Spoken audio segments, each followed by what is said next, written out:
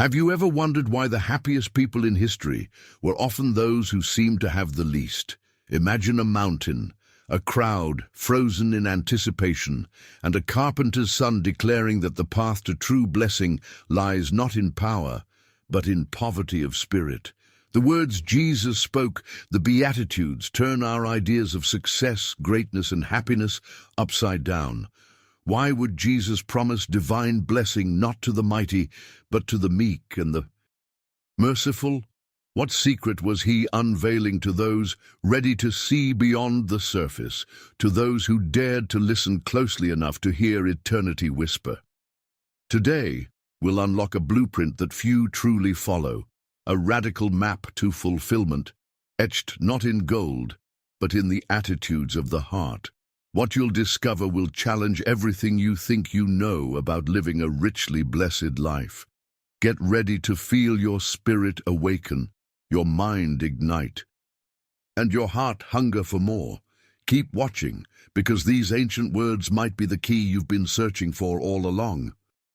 Picture the hush that falls over a crowd at sunrise, 1,000 eyes turned toward one man, awaiting not just words, but a revolution of understanding. The world at that moment was a land battered by occupations where hope barely flickered and hearts were desperately hungry for meaning. In the hills of Galilee, amidst the mingled scent of wild grass and anticipation, Jesus opened his mouth and began to speak. But what if I told you that his first words were meant not only to comfort, but to entirely upend the world's definition of happiness? Many imagine the Sermon on the Mount as a gentle lesson, but the truth is far more profound and disruptive.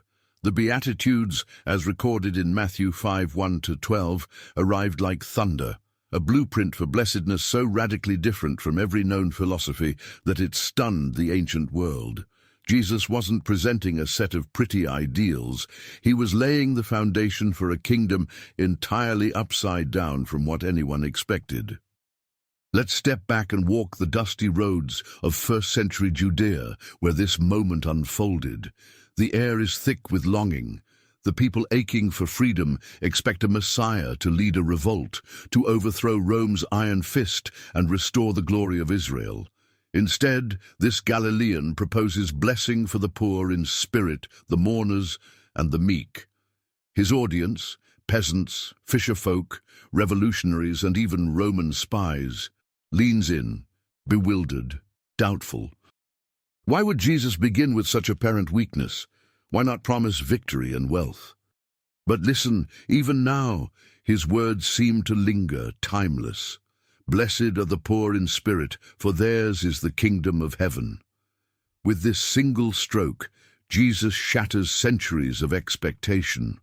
To be poor in spirit was the opposite of what the world admired. In that culture, and perhaps in ours, shame clung to the poor and power belonged to the proud. Yet Jesus' proclamation is not mere comfort for the downtrodden. It is a spiritual earthquake. Could it be that emptiness, humility, and need are not curses to be avoided, but doors into divine blessing? The Beatitudes were not uttered in a vacuum. They echoed prophecies and promises remembered from the oldest scrolls. Isaiah had declared, "This is the one I esteem, he who is humble and contrite in spirit and trembles at my word." Isaiah 66:2. Jesus' audience would recognize the phrase. They were hearing the echoes of Mount Sinai, of Moses and the law, but now transformed into a living call, one that would fulfill the ancient, impossible longing of Israel's heart. Imagine the tension mounting as Jesus continues, "Blessed are those who mourn, for they shall be comforted." Did this mean grief was good? Was Jesus exalting brokenness? He wasn't glorifying pain, but revealing that the kingdom he brought would reach deepest into the wounds of the human heart. In a world obsessed with outward strength, Jesus exposes the beauty of sorrow offered up to God. He identifies with the burdened, the grieving, the ones who feel each dawn the weight of life pressing inward. Can you feel the shock travel along the hillside, the crowd grappling with a message that pierces deeper than sword or law? This shows us something profound about the heart of God. He does not dwell only with the triumphant, but draws closest to the crushed in spirit. But the Beatitudes do something even more subversive. They reverse every ancient expectation about how God's favor is won. For centuries, blessing was equated with visible prosperity, large herds, many children, a storied name. Jesus upends this. Blessed are the meek, for they shall inherit the earth. In one sentence, he confronts the world's obsession with domination. The meek, the teachable, the gentle, those who do not force or grasp, are promised the earth itself.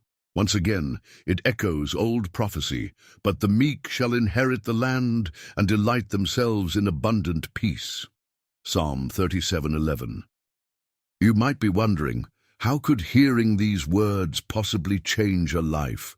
What did it mean to those on the hillside that morning, and why are these words still alive, still stirring hearts 2,000 years later? As we travel deeper into the Beatitudes, pay close attention to the progression. Each phrase builds upon the last, like steps upon a hidden staircase, leading upward to a world beyond sight.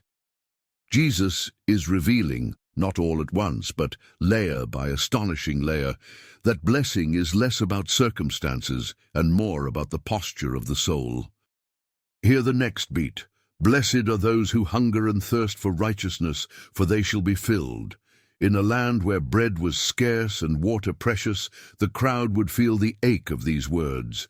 Jesus calls forth a longing even deeper than physical appetite, a craving for God's justice, His goodness, His true order. Think of how jarring this sounded to Roman ears, raised on conquest and indulgence, or to Pharisees who prized strict observance over inner longing. But Jesus isn't condemning law or discipline. He's exposing a deeper hunger, a yearning that only God Himself can satisfy. Can you see it? The shimmering outline of a kingdom not made by hands, but by hearts realigned with their Creator. It's here, in the historical collision between expectation and revelation, that the Beatitudes become more than spiritual poetry. They are subversive, political, and personal all at once. Each blessing is a sword, cutting through pride, self-sufficiency, and the false comfort of human achievement. The crowd that day was not a cast of ideal saints.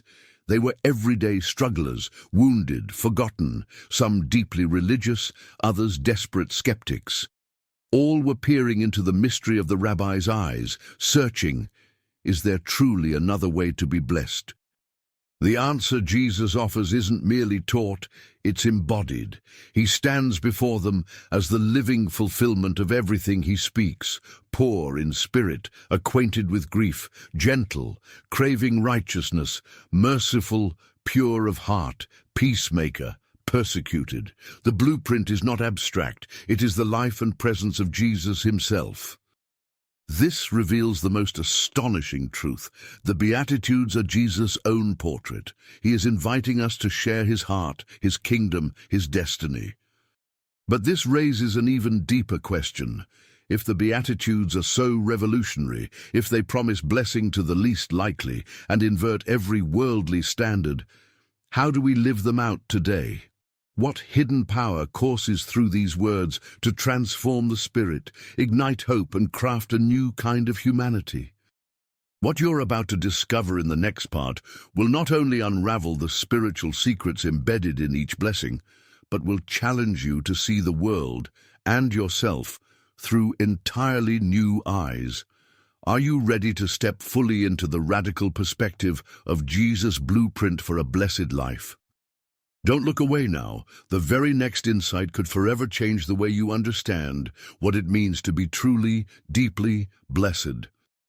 What if the Beatitudes are not just a list of virtuous qualities, but a window into the very heart and mind of God? Imagine these words pulsing with living energy, each blessing a secret code, unlocking the spiritual mechanics that hold the kingdom of heaven together. Let's stand at the edge of this mystery. Picture yourself listening, not only with your ears, but from the deep place within your soul. The Beatitudes are not for casual observers or distant admirers. They beckon us into a profound exchange, a heart-to-heart with the Creator himself. Are you ready to feel the spiritual architecture behind every phrase start to unfold? Many believe the Beatitudes map out a spiritual ladder, achieve poverty of spirit, then mourning, then meekness, and so on. But the profound truth is that Jesus isn't teaching a how-to for legalistic perfection. Instead, he is revealing a radically new way of being, a state of the soul transformed by divine encounter. This is a living, breathing portrait of a person reshaped from the inside out by God's Spirit. Let's dive one by one into these blessings. Each is more than a virtue.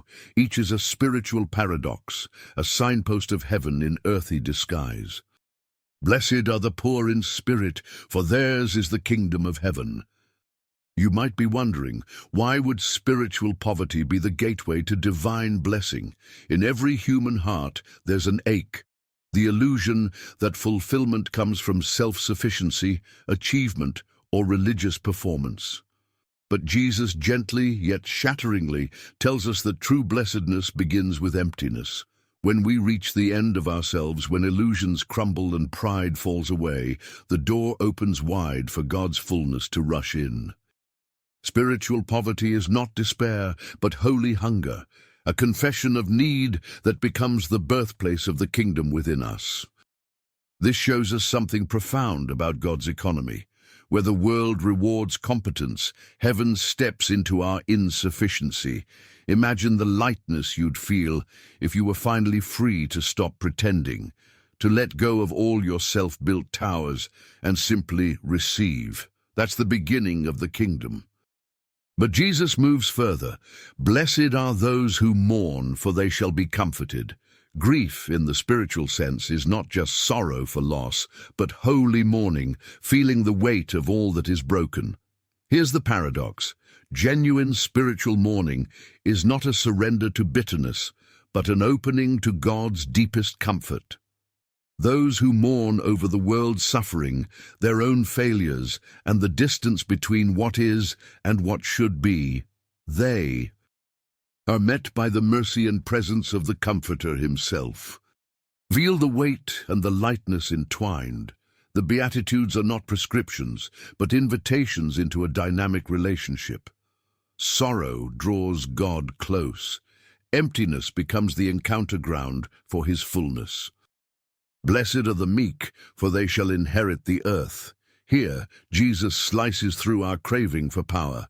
To be meek is to possess a strength utterly surrendered, a will aligned, not erased, by God.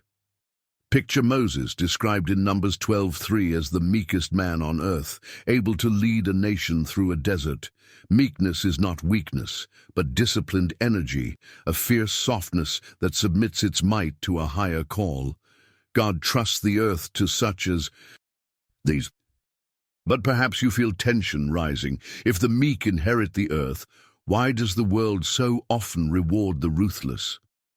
The answer lies not in surface appearance, but in the slow, inevitable triumph of God's kingdom, the hidden economy where gentleness roots itself deeper than violence ever could. The Beatitudes are not guarantees of instant results, but promises rooted in the very character of God.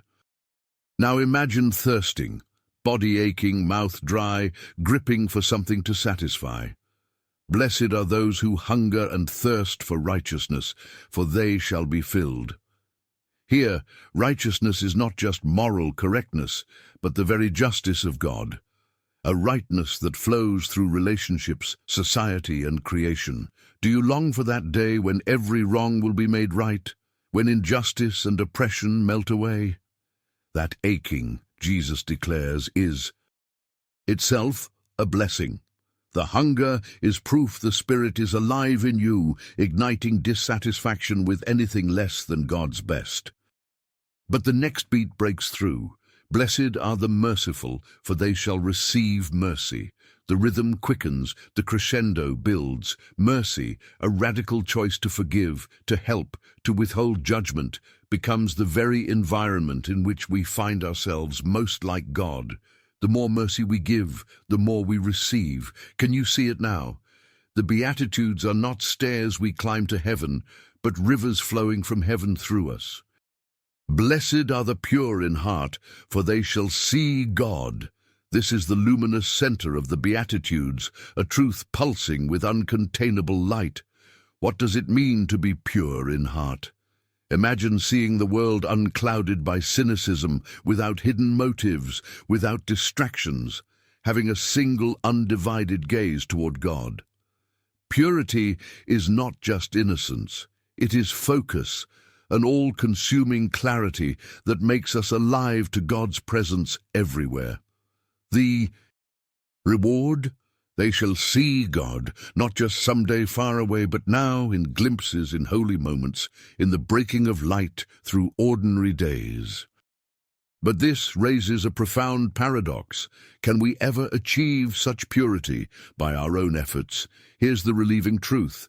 Purity of heart is not manufactured by striving, but received as we open ourselves again and again to God's transformative grace. Watch how the sequence flows. Blessed are the peacemakers, for they shall be called sons of God.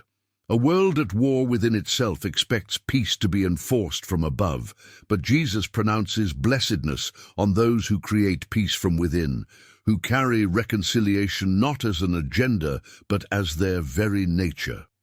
Peacemakers become children that bear their Father's image. They are recognized by heaven, even if misunderstood by the world. Now the music changes again. Jesus ends with a thunderclap. Blessed are those who are persecuted because of righteousness, for theirs is the kingdom of heaven. And again, blessed are you when others revile you.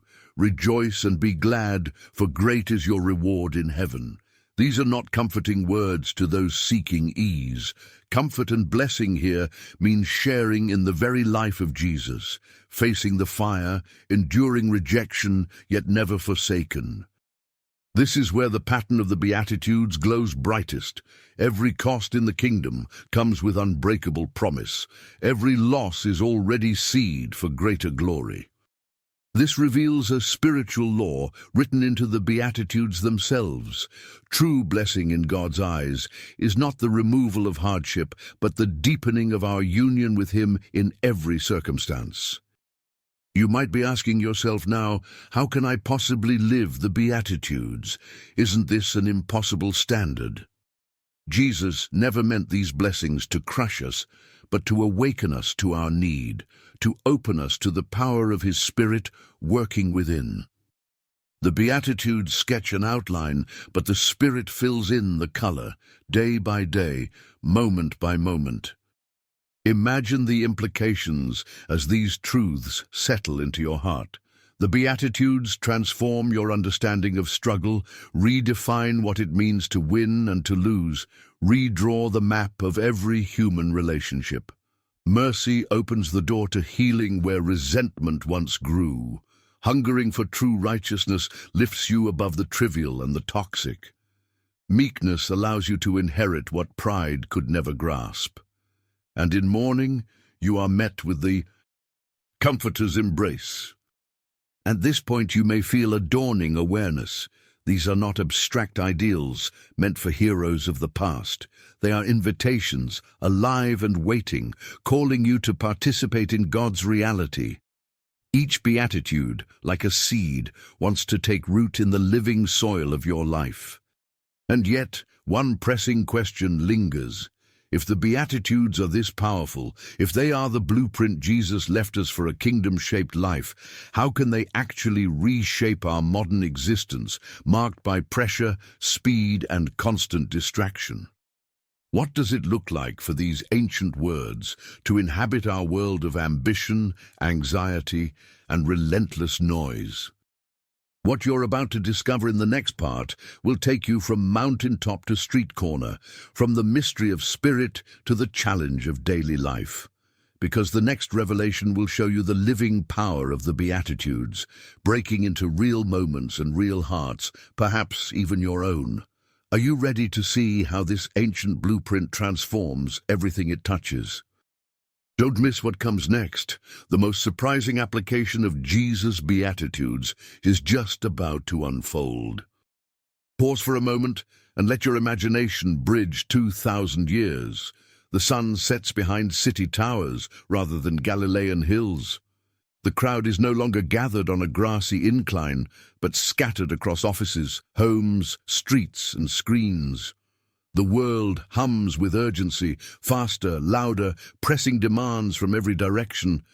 Yet, woven into this modern tapestry of ambition and anxiety, the words of Jesus still ignite hearts, still whisper countercultural invitations into the pulse of everyday life.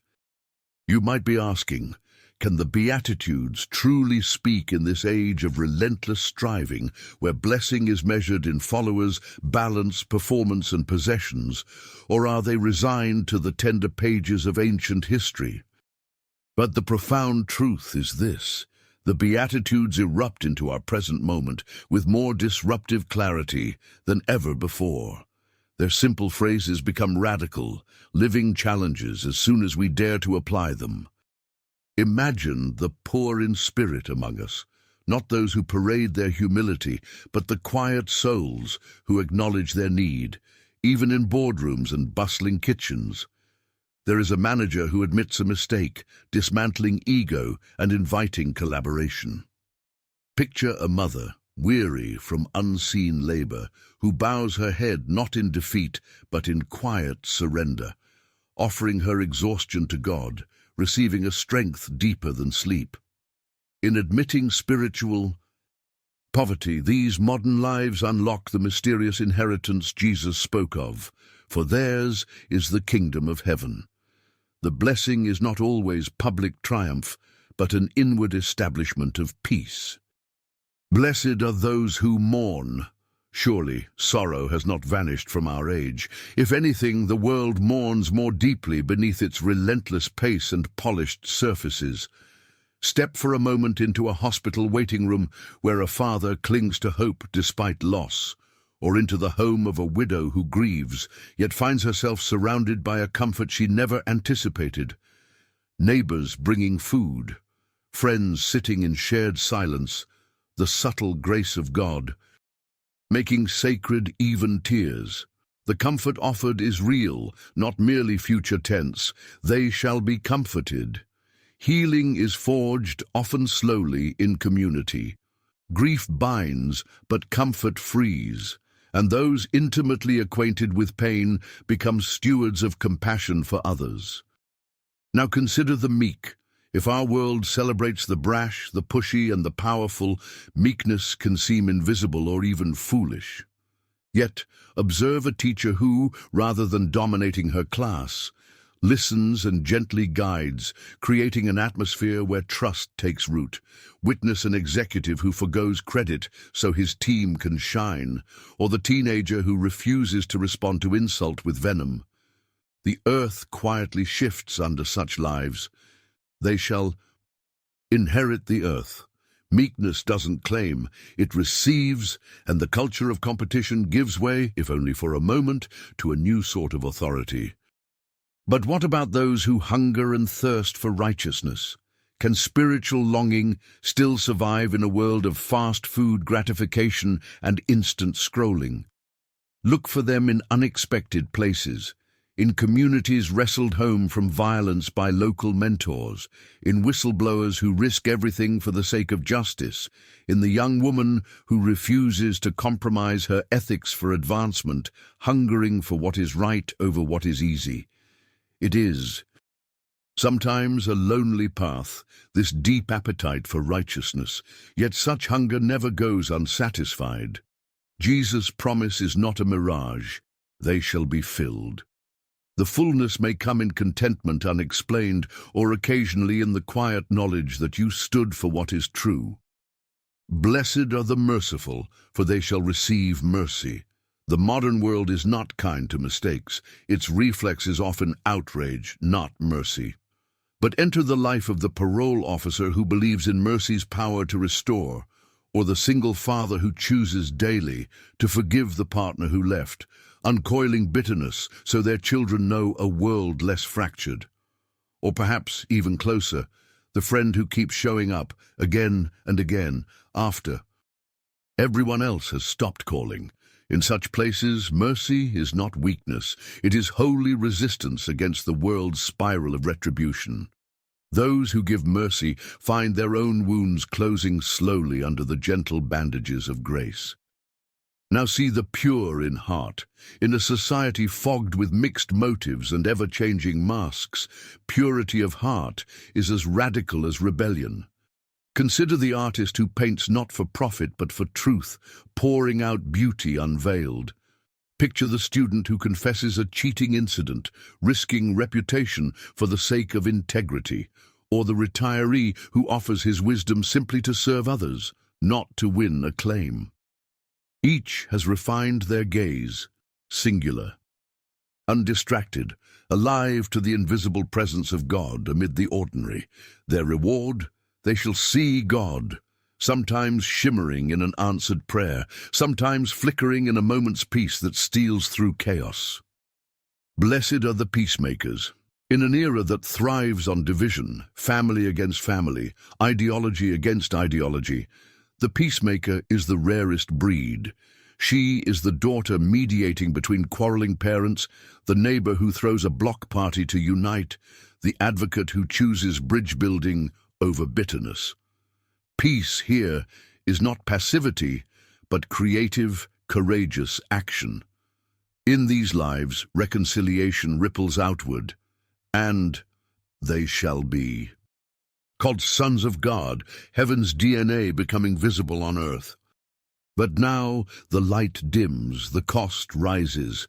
Blessed are those who are persecuted for righteousness' sake. Across the globe and across the street, men and women are mocked, ostracized, sometimes endangered for standing with Christ, refusing to bend to what is wrong. The modern martyr may be a teen mocked online for faith, or an employee quietly dismissed for upholding integrity. Yet in these moments, the promise echoes undiminished. Theirs is the kingdom of heaven. Suffering in Jesus' hands never gets the last word. You might be wondering, is this just idealism, noble but out of reach? How do real people live the Beatitudes when the odds are stacked, when fatigue and failure haunt every attempt? The secret is found not in heroic resolve, but in surrendered faith, an openness to let the Spirit breathe through ordinary decisions, crowded commutes, late-night doubts, and Monday morning resolutions. The Beatitudes aren't a spiritual overlay on an otherwise secular life. They cut deep, transforming motives, rearranging priorities, rippling outward into every relationship. Let's consider a living example. Maria, a nurse on a chaotic hospital floor. Her days are relentless, patients and staff swirling in a fever of urgency.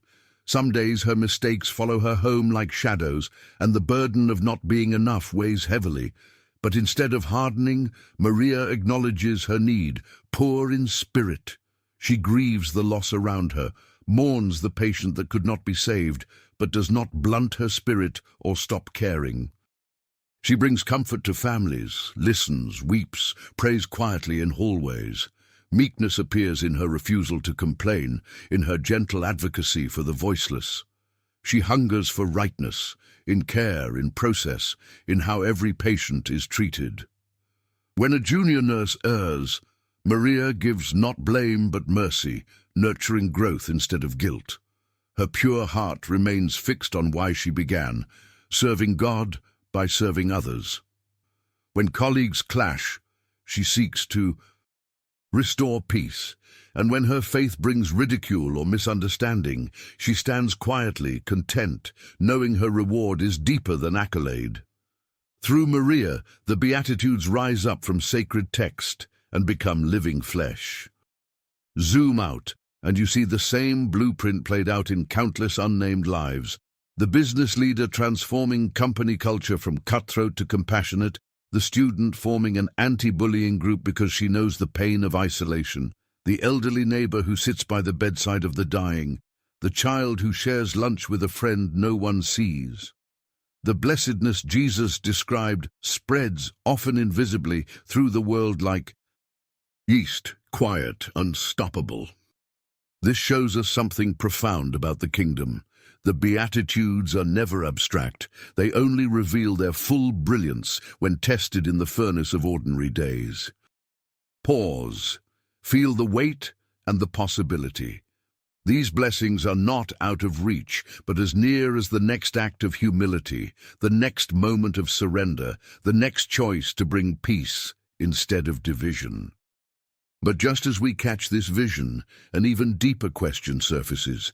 If the Beatitudes truly have power to shape a new world, if real people can embody them, however imperfectly, what might happen if entire communities, even societies, dared to let them define our future? Is there a prophetic pulse beating beneath these words, pointing us to what God is still doing and about to do on a much grander scale? What you will encounter in the next part is nothing less than a glimpse into the prophetic force of the Beatitudes. Their power, not only to transform the individual, but to prepare the world for what God is bringing next. You won't want to miss the revelations that await, because the next dimension of blessing just might open a horizon you never imagined. Can ancient blessings hold the pulse of the future? Step with me now beyond history and lived example into the realm shimmering with prophetic possibility. Imagine the Beatitudes not merely as wisdom for personal flourishing, but as the tremors before a seismic shift in the destiny of the world. Could these gentle words from Galilee actually contain the seeds that will remake everything? Consider the world as it is. Fractured, feverish, bent on achievement at any cost. As the old certainties falter, rumors of war and unrest echo louder. Many wonder, sometimes silently, where is all of this heading? And does the message Jesus gave on that hillside still have the power to shape what comes next? Here lies the most hidden paradox. The Beatitudes are not only descriptions of present blessing, but prophecies. They pulse with hints of the age to come. Their promises, whispered then, are thunderclaps for the future. Look again at Jesus' words through prophetic eyes. Blessed are the poor in spirit, for theirs is the kingdom of heaven. Jesus uses the present tense, unveiling a reality that is already breaking through. But see how many other Beatitudes use the future. For they shall be comforted, they shall inherit the earth, they shall be filled. These are not empty hopes, but prophetic declarations, pledges that will echo until they reach their fullness in time and eternity. Imagine for a moment a world healed by these very blessings. Prophets long ago foresaw a day when swords would become plowshares, when justice would flow like a mighty river. The meek inheriting the earth is not poetic fantasy, but Isaiah's vision fulfilled. The wolf shall dwell with the lamb, and the leopard shall lie down with the young goat. For the earth shall be full of the knowledge of the Lord as the waters cover the sea. Isaiah, 9. Could it be that the posture Jesus describes is not weakness but prelude, the shaping of a people prepared for the renewal of all things? It's here that a wave of prophetic tension rises. The more these blessings take root in the hearts of God's people, the more they become an outpost of the coming kingdom, signs of a world both already begun and not yet complete. Jesus plants in us the very qualities that will thrive in the world he is bringing. Each beatitude is like an advance echo of Eden restored, creation remade, humanity transformed. But you may be wondering, if the Beatitudes unveil the future, why does the world seem to move in the opposite direction? Here's the profound truth. The pattern of God's kingdom is often hidden, growing underground while empires rise and fall. The Beatitudes are seeds, soft, almost invisible, yet destined to crack pavement and topple thrones.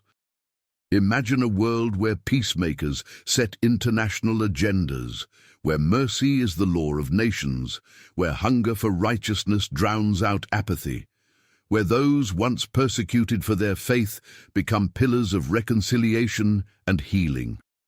This isn't wishful idealism, it's the script God is quietly weaving through the lives of his people, a script that will one day become the world's great unveiling. Blessed are the merciful, for they shall receive mercy. On an individual level, this promise shapes destinies. But what would it look like for mercy to mold the future of communities, of governments, of entire civilizations? History at its darkest has always been pierced by the radiant mercy of the courageous. A Corrie ten Boom, forging forgiveness after Auschwitz, a Desmond Tutu, calling for reconciliation after apartheid, faith communities, tending to the sick when others fled in pandemics and plagues. Their mercy was not weakness, but advance evidence of a kingdom that cannot be conquered. As Jesus promised, so it will be.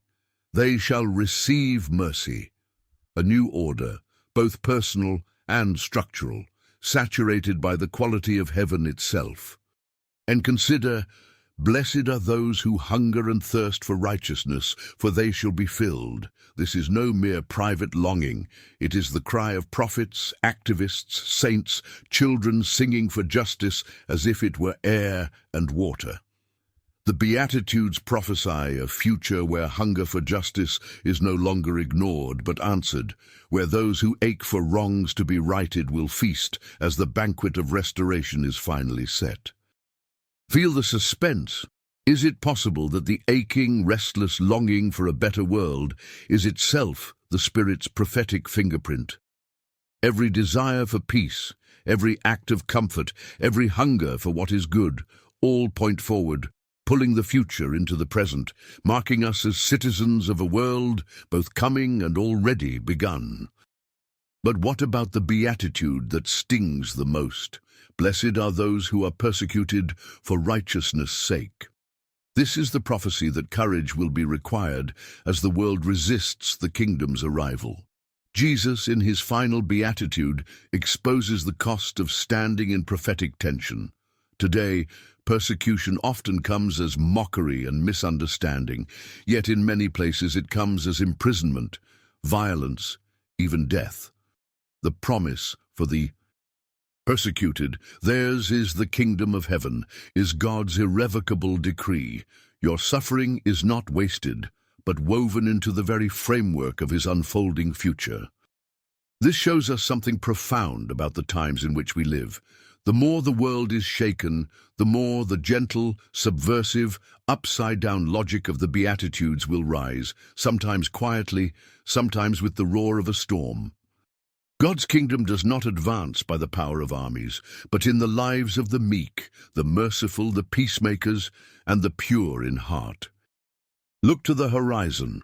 Already within movements for justice, peace, and mercy, seeds of the Beatitudes germinate. The day will come, Scripture promises, when the kingdoms of this world have become the kingdom of our Lord and of his Christ. Revelation 11:15, when all mourning is comforted, the hungry filled, and God is seen in every face. What might it look like to practice the Beatitudes now, as acts of spiritual resistance, embodying the future even when the present resists? To mourn with the suffering in a world obsessed with distraction, to hunger for justice in the face of cynicism, to extend mercy where revenge seems justified, to cultivate purity of heart against the barrage of manipulation and confusion. Every choice is a ripple, prophetic and powerful, summoning the shape of the world to come. You might be feeling the tension, a longing, a hope, and a question. Can I really play a role in God's redemptive future? Am I too small, too ordinary for this prophetic destiny?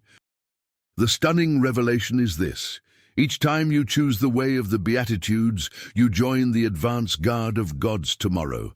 You become, yes, you, a living prophecy, a signpost pointing to the new creation, a foretaste of the banquet that will one day fill all things with joy. But all of this raises an even deeper invitation.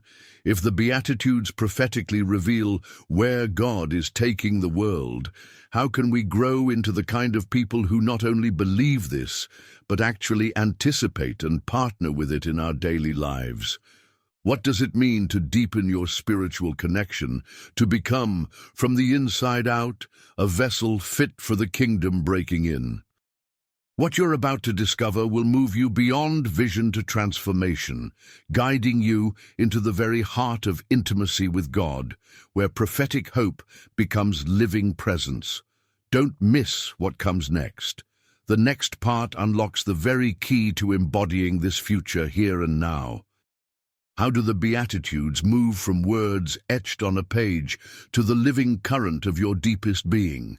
What is the secret pathway where these blessings become not just truths believed, but the pulse of a transformed heart?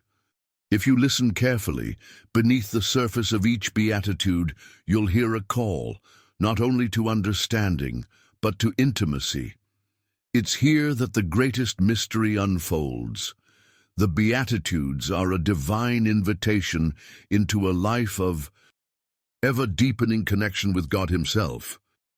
Picture again that hillside, Jesus looking not over the heads of a faceless crowd, but into the eyes of each person, searching for the soul that wants more than answers, a soul that is hungry for direct encounter.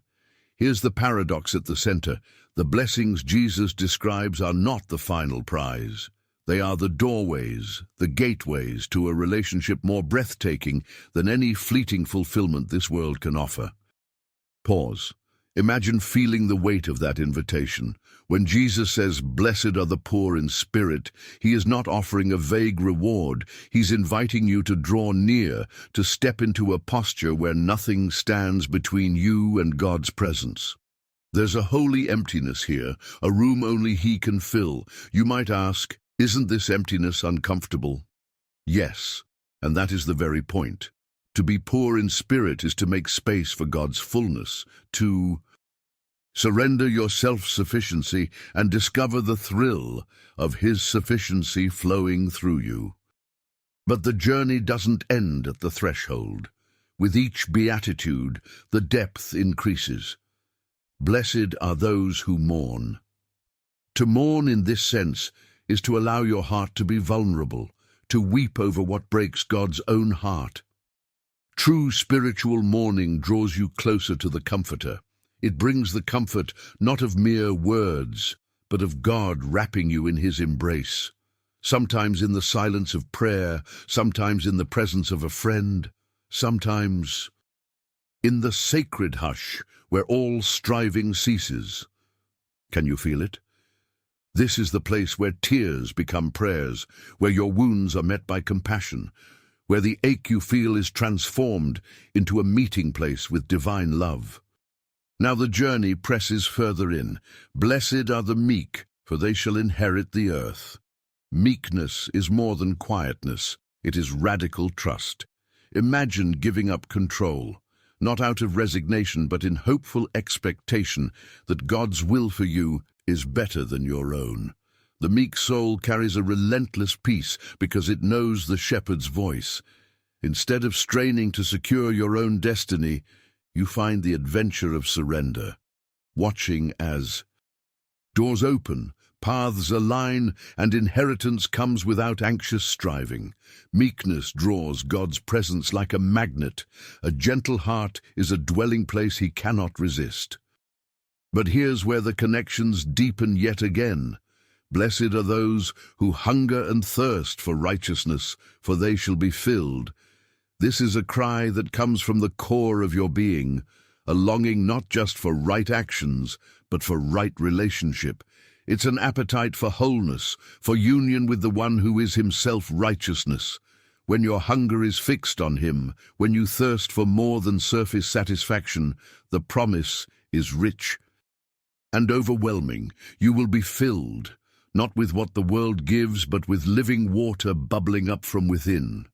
Suddenly, spiritual disciplines, prayer, worship, study, become not just duties, but love-struck pursuits of his presence. But wait, notice how the Beatitudes start to shape the way you see others. Blessed are the merciful, for they will be shown mercy. Mercy is not just something you receive from God, it's the overflow of your closeness to Him. When you experience His forgiveness, His gentle ways, you find yourself turning outward. Mercy is the river that runs from God's heart to yours, and then to the world. It transforms relationships, dissolves grudges, heals broken places in families and friendships. Every time you choose mercy, you step further into the mysterious ache of God's own compassion, a compassion that led him to the cross. Now we come to the radiant center. Blessed are the pure in heart, for they shall see God. Could there be any deeper promise? To be pure in heart is to live with an undivided devotion, a single focus, God Himself as your greatest treasure. As your heart is purified by His Spirit, you begin to perceive Him everywhere, in beauty, in brokenness, in quiet moments, in passages of Scripture suddenly alive with meaning.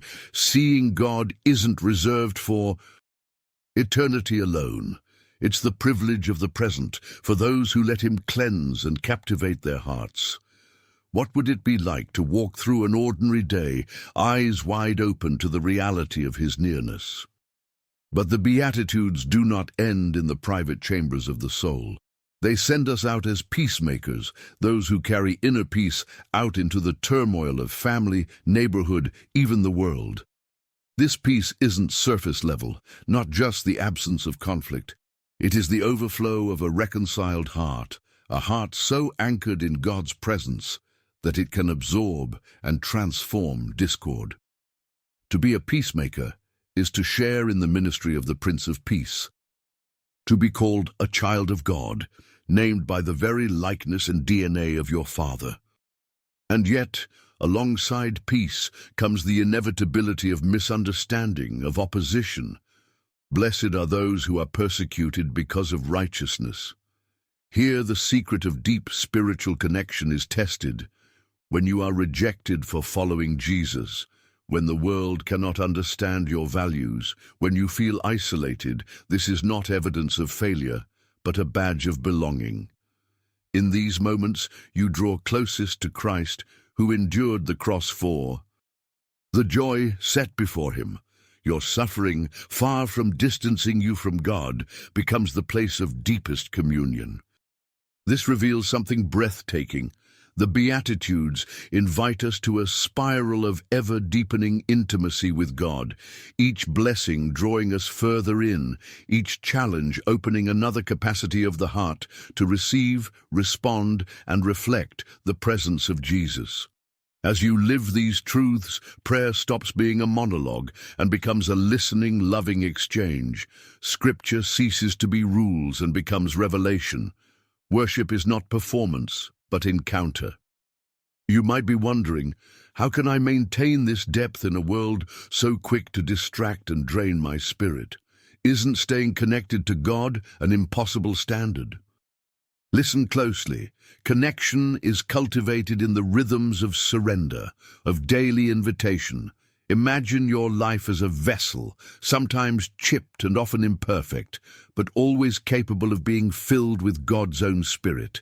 Each time you pause to confess your need, each time you turn your longing toward Him, each act of mercy received and given, every glimpse of beauty recognized as His, all these are like breaths keeping your soul alive to Him. This is not a formula, but a relationship. The more you return, the deeper the well. This shows us something profound about the pathway of spiritual growth. The Beatitudes are both map and journey. They lead you step by step into ever greater awareness of God's nearness, until one day you realize you have been walking not toward the kingdom, but within it all along. But what does it look like to nurture these connections in the ordinary routines of life? How can you practically keep your spirit attuned, your heart awake, your longing centered on what truly satisfies?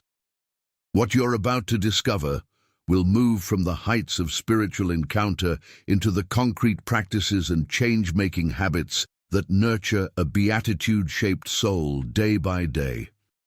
Do not drift away now. The practical steps to make the Beatitudes your living reality are just within reach. The next revelation will equip your heart and hands for the rhythms of daily blessing. Have you ever wondered how to bring the otherworldly beauty of the Beatitudes down into the clutter and clamor of your daily existence? How does a mountaintop revelation become a kitchen table reality, a workplace rhythm, a way of being that quietly shifts the atmosphere wherever you walk? The secret is both humbling and empowering. Spiritual growth unfolds not in grand gestures, but in small, faithful steps, each one taken in trust toward the heart of Jesus. Imagine this. Every day, life hands you moments, tiny windows of decision through which kingdom transformation can quietly slip.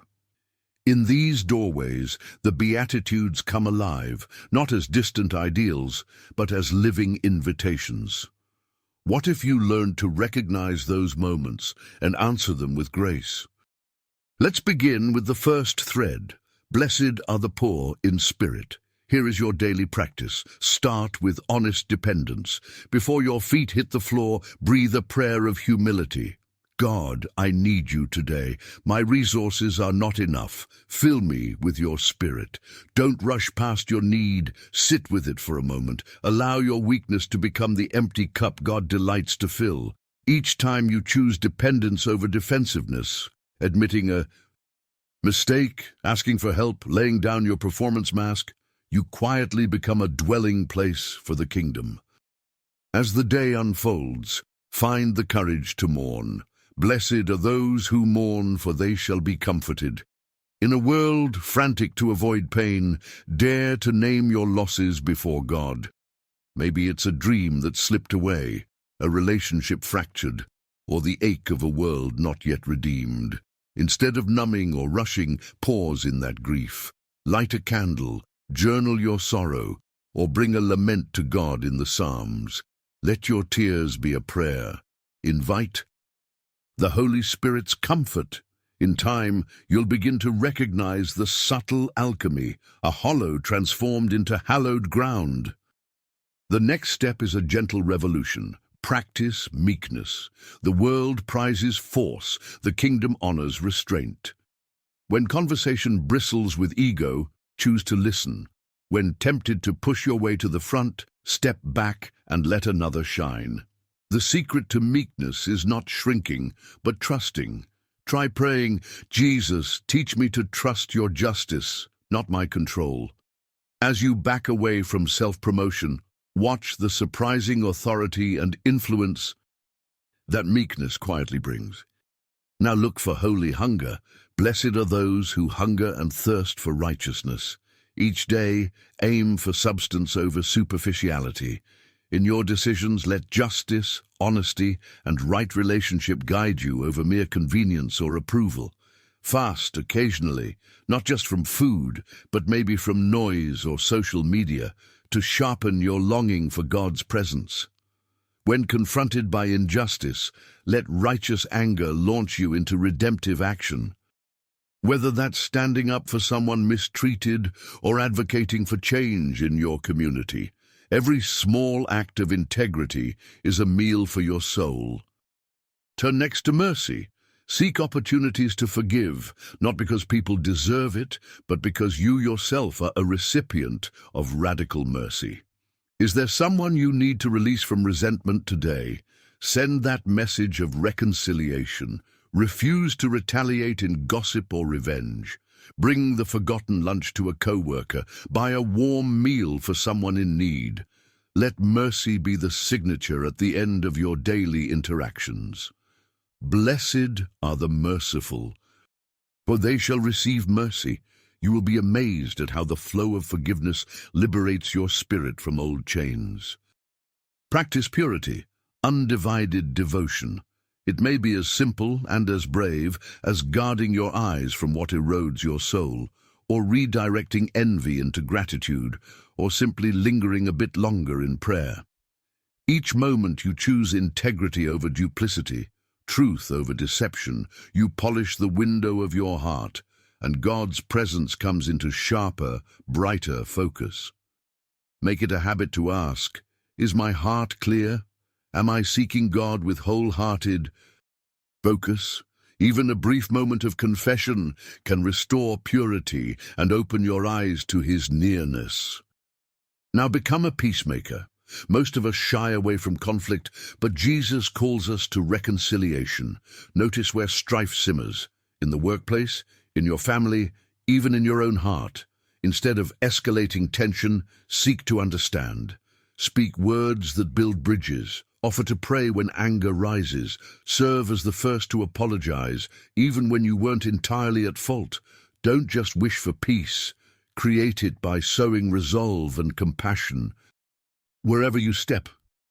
And when opposition comes, and it will if you live this way, stand firm. Blessed are those who are persecuted because of righteousness. When misunderstood, respond with patience. When your values clash with the status quo, do not shrink back or grow bitter. Know that you stand shoulder to shoulder with Christ Himself and with the radiant cloud of witnesses who have gone before you. Use adversity as an occasion to reaffirm your trust in God, to pray for your persecutors, to deepen your joy in the unshakable kingdom. But this isn't a checklist to conquer, it's a rhythm to inhabit. Spiritual growth is less about perfection, more about direction, turning again and again, even after failure. Do not be discouraged by slow progress. Seeds sown in the soil of honest pursuit will, in due time, bear astonishing fruit. Try weaving these rhythms into your weeks. This is where the Beatitudes go from description to DNA, from distant ideal to embodied reality. Your home can become a sanctuary of mercy, your workplace, a field for meekness, your neighborhood, a canvas for peace. It is as you live, fail, return, and keep opening yourself to these practices that you will feel the contours of Jesus' kingdom take shape within and around you. This shows us something profound about the way God works. Small, faithful steps taken in obscurity form the path to glory. The Beatitudes are not a ladder of achievement. They are a wellspring for day-by-day transformation.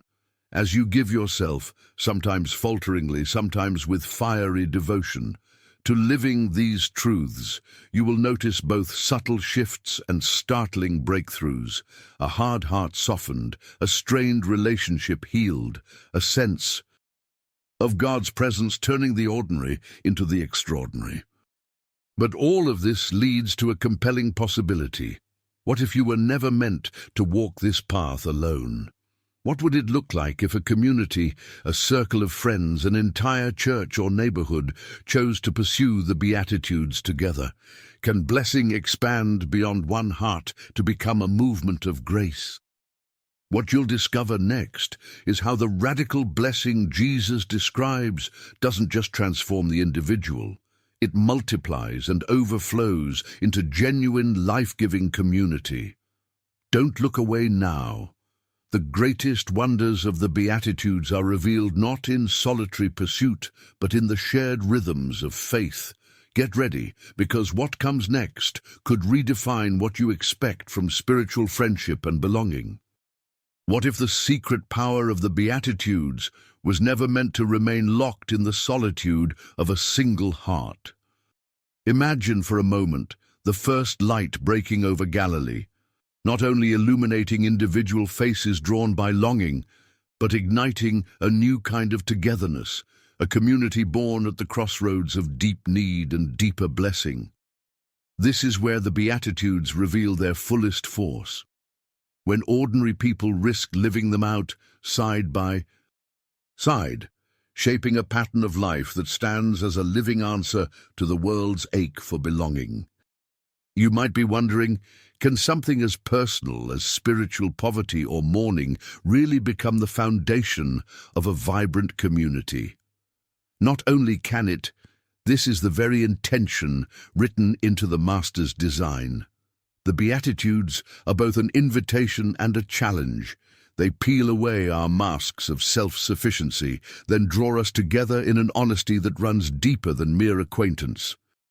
Picture a circle of friends who confess with gentle candor, "I don't have it all together." When poverty of spirit is voiced aloud, not only whispered in secret, competition fades and the kingdom of heaven finds room, palpable and transforming. In such a gathering, no one needs to pretend. Weakness becomes a shared language, and unity is born where pride once reigned. Think of early believers breaking bread, sharing needs, refusing to let any suffer alone. All the believers were together and had everything in common. Acts 2:44. This isn't mere charity, it's an economy of grace, where blessing multiplies every time it is shared. Now peer into mourning shared, the strength of communal lament. In a world that urges us to move on from pain, those shaped by the Beatitudes hold space for grieving hearts. Imagine a church that designates time not only for praise, but for raw lament. Tears shed together, prayers lifted for the sick, the lost, the hurting. Such vulnerability is not weakness. It is the birthplace of true comfort. Mourn with those who mourn, Paul writes, echoing Jesus. In these rooms, God's comfort passes from one heart to the next, bridging the gap between despair and hope. But the journey spirals outward. Meekness in community becomes a subversive force. Envision a group where opinions are voiced without domination, where open hands replace closed fists, each member trusting God's provision through others, laying down claim to their own way. Here, gentle spirits inherit what striving cannot seize, a culture of collaboration, creativity, and rest. Meekness disarms even long-hardened conflicts. The meek inherit not only the earth, but the ground between us. Blessed are those who hunger and thirst for righteousness. These words become a rallying cry when pursued together. Communities shaped by this hunger don't turn away from injustice with polite helplessness. Instead, they bind up wounds, advocate for the voiceless, adopt the outcast, and intercede with undistracted ferocity for the healing of their cities. The satisfaction Jesus promises is tasted together, as stories of answered prayer and transformed lives echo among those who dare to care for what matters to God. Look too for mercy, rippling outward like concentric circles in a pond. Forgiveness in community is messy and beautiful work, patiently listening, releasing offense, refusing to gossip, extending second and third chances. A forgiving fellowship becomes a safe place to fail, to grow, to begin again. Blessed are the merciful, for they shall receive mercy. In this relational soil, not only do wounds heal, but a culture of reconciliation takes root, changing not just individuals, but the character of the whole group. Now we discover the astonishing power of purity in heart, shared. When a family of faith commits to honesty and transparency, to loving each other with eyes fixed on God instead of fear or manipulation, gospel clarity emerges. They shall see God, not only as individuals in private prayer, but in faces around the table, in joyful worship, in the trust that's born from authenticity. In the pure-hearted community, gossip withers, comparison fades, and hearts awaken to God's surprising nearness. Blessed are the peacemakers, for they shall be called children of God. Picture this in action. A church divided by politics or pain, yet deciding together to listen for God's voice above the noise, to sit down and pray before speaking harshly. Peacemaking here is more than conflict avoidance. It is bold bridge building, hard conversations laced with humility, laughter and lament mingled in the pursuit of real unity. Children of God, leave us. It was them behind in favor of the family resemblance. reconciliation that bears the unmistakable imprint of Christ. But what about when the world pushes back? When to live the Beatitudes together provokes ridicule, suspicion, even persecution.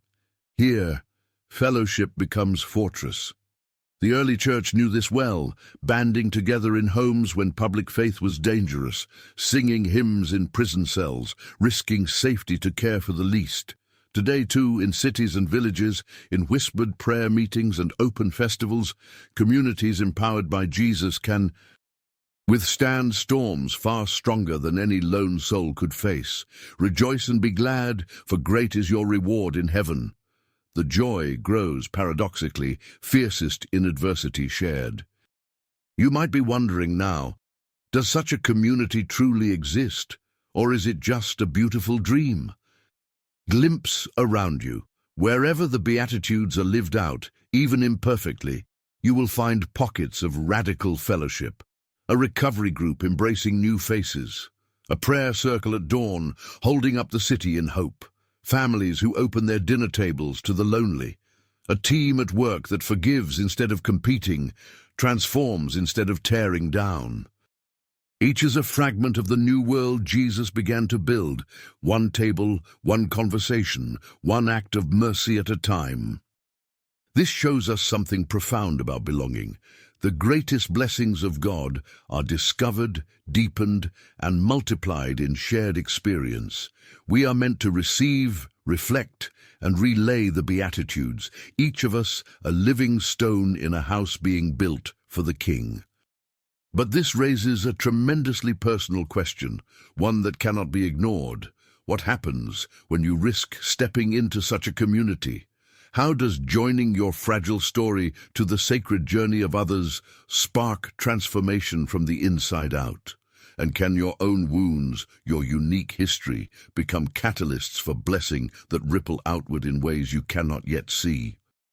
What you are about to discover is more intimate than knowledge, more lasting than temporary excitement. In the next part, you will travel inward, into the landscape where true transformation happens. Personal reflection, and the stories that testify to a blessed life remade. Don't turn away now, because these may be the keys that will unlock your own journey and call. Have you ever felt that the deepest truths about happiness, about what it means to live a truly blessed life, are at once achingly simple and impossibly out of reach?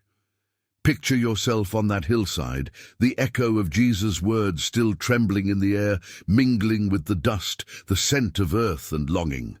As the crowd trickles back to ordinary days, something stirs. The Beatitudes were never meant to be just admired. They were meant to be lived, breathed, wrestled with, and embodied through the stories of real lives.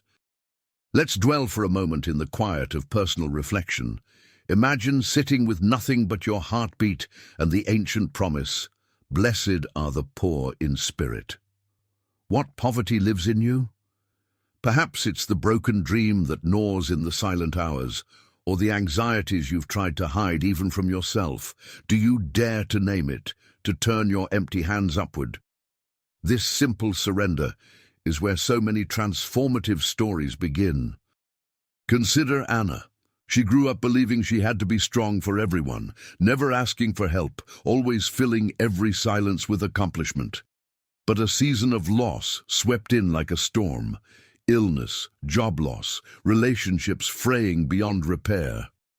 Collapsed by despair, Anna turned to Scripture. For the first time she whispered, "I can't do this alone." In that confession, something miraculous happened. She felt a presence, not of condemnation, but of peace, the kingdom of heaven opening within her soul. The beginning of her healing was poverty of spirit, relinquishing her throne, letting the king reign. Or Tom, a hard-edged executive who wore sarcasm like armor to dull the pain of his father's absence and his own failures. Business success proved hollow. At a men's retreat, Tom allowed himself to grieve out loud. He mourned not just the losses, but his own hardness, Brothers in Christ circled him in prayer, their tears mingling with his. For months afterward, Tom felt lighter. Slowly, reconciliation grew in places he thought forever barren. He knew deep in his bones, "Blessed are those who mourn, for they shall be comforted." Now imagine standing in front of a mirror, seeing not the person you pretend to be, but the one God sees. Have you ever tried letting go of having to prove yourself? Meekness feels risky, as if you'll be stepped on. But hear Lena's story. After years chasing recognition as a top attorney, she sensed a quiet nudge to step back from a prominent yet corrupt case. Colleagues mocked her decision, yet what unfolded was astonishing. That simple act of meekness revealed new opportunities, deeper friendships, and a peace Lena had never known. The meek shall inherit the earth. She had inherited her true self. The Beatitudes are not distant ideals. They are the living DNA of transformation. Each story is a thread in the greater tapestry of blessing, often unnoticed, yet radiant in eternity's eyes. Think of Mercy, a young woman who burned with a hunger for righteousness. In her poverty-stricken city, she skipped meals to feed neighbors, petitioned for the abused, studied after midnight so she'd have knowledge to serve others. The emptier she became by the world's standards, the more her spirit feasted. The day she was offered a scholarship she never sought, she wept, knowing it was the hand of God. Blessed are those who hunger and thirst for righteousness, for they shall be filled. Her satisfaction was not in things, but in God's overflowing, surprising generosity. Yet transformative stories rarely start with triumph. Often they start with the choice to give mercy instead of judgment, to break cycles of pain in families, friendships, even within the broken places of our own hearts. Picture David, a father estranged from his child by years of angry words and mutual misunderstanding. One day he decided to write a letter of apology, expressing not blame, but sorrow for his failings, and a prayer for restoration. He did not know if it would be read, let alone returned. 3 months later, a reply came, tentative, raw, but real. A relationship broken was now being rebuilt, slowly, by mercy. Maybe you crave purity in a world that clouds every motive and dangles 1,000 distractions. Remember Giselle, a college student who made a daily vow to seek God's presence before every other voice. She battled envy and comparison, yet every time she let go of duplicity, she glimpsed God in her studies, in sunsets, in silent early morning moments. Increasingly, she could see God's fingerprints, small gleams of grace, in every circumstance. Her heart became a window instead of a wall. Peacemaking, too, tells its stories. In a divided town, Pastor Ramon gathered rival gangs, not for confrontation, but for shared meals, art, and service projects. At first, suspicion reigned, but over time, courage and gentle dialogue sowed trust. Murals of pain became murals of possibility. Lives lost to violence gave way to lives dedicated to peace. Blessed are the peacemakers, for they shall be called children of God. A new legacy was born, not because of speeches, but because redemption was lived out, one conversation at a time. The story of transformation is often sharpened by trials. Angela, a young teacher in a nation where open faith brings danger, stood by her beliefs even as colleagues ostracized her, even as threats arrived in the night. Her school was vandalized. Her courage remained. She prayed for those who cursed her. Slowly some students drew near, hungry for the source of her peace. Blessed are those who are persecuted for righteousness' sake, for theirs is the kingdom of heaven. In her suffering, Angela was not alone. She was embraced by the King himself. These stories are not relics or exceptions. They are living proof that Jesus' blueprint is not just for saints recorded in Scripture, but for you, for anyone willing to risk believing that blessing can spring from emptiness, hunger, meekness, compassion, even pain. Now look inward. Where do you see your own journey mapped onto the landscape of the Beatitudes? What longing stirs in your poverty of spirit? What comfort has come to you in mourning? When have you risked meekness, giving up the need for control and receiving something better in return? Where have you hungered for righteousness, extended mercy, sought to see God with an undivided heart? Where have you built peace or carried scars from living differently? Consider, each step toward the Beatitudes is both an act of faith and a seed for stories yet unwritten. It isn't about sudden saintliness. It is about surrender, choosing again and again to let Christ shape your reactions, your desires, your relationships, even your wounds. It is about pausing in the middle of chaos to say, Lord, make me blessed, not by this world's definition, but by yours. And remember, you are not alone. Across centuries and continents, a great cloud of witnesses has walked this narrow road, some faltering, some running, but all embraced by the one who called them blessed. Their stories are the proof, and yours is waiting to be written. This shows us something profound about the journey. The Beatitudes become transformative not just when read or recited, but when lived, in the small, unseen, costly acts of trust and obedience that slowly, surely, shift the ground beneath your feet. But perhaps you sense, even now, a further invitation, a question that resounds through these stories, echoing from Jesus' own lips. What if this blueprint is more than guidance? What if it is a summons, a call to surrender your entire story, to trust the path of blessing wherever it may lead? Are you willing to step forward into your own beatitude-shaped life, letting God write his miracle through you?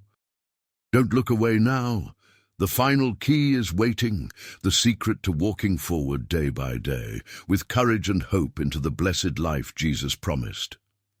The journey is not over yet. The next steps could be the beginning of your own transformation. Take a slow and steady breath. Let the journey we have taken together settle into your heart, a journey from a sunlit hillside in Galilee, through the depths of human need, across centuries of living faith, into the wild and gentle terrain of your own soul. If you've traveled this far, you're not here by accident. You've been led, step by step, into the beating heart of Jesus' blueprint for a blessed life. Now we can clearly see the Beatitudes are not just ancient wisdom or spiritual poetry. They are a pattern woven into the very fabric of reality, a living map for all who are brave enough to seek blessing on God's terms.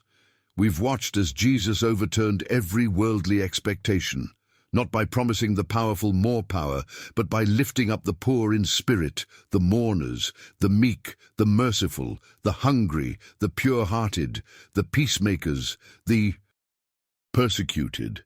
When we bring all these truths together, the tapestry comes into focus, a vision of life that turns upside down everything the world teaches about success, happiness, and meaning.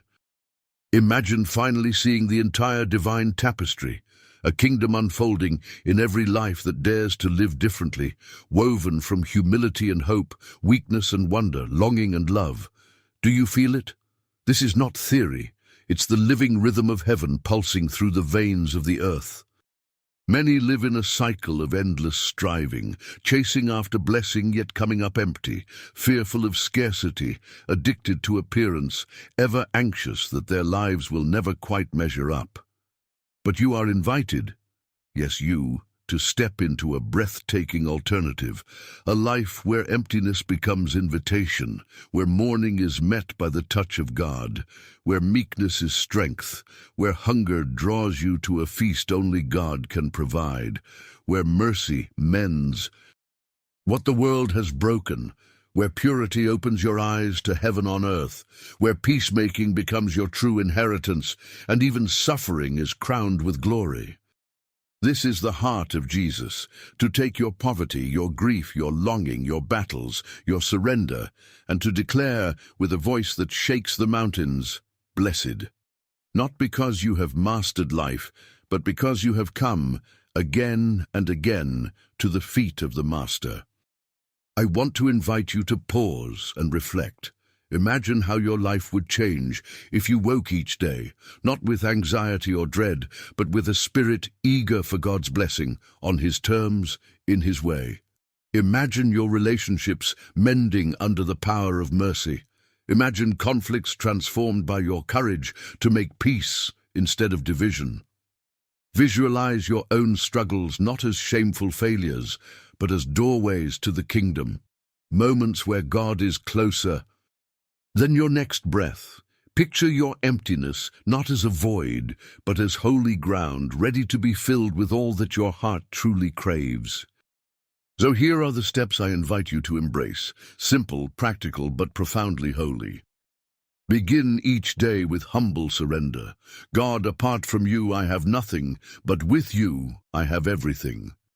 Take time this week to share one honest morning, a loss, a grief, an unhealed wound with God, and if you dare, with a trusted friend. Let comfort find you there. Practice a single act of meekness.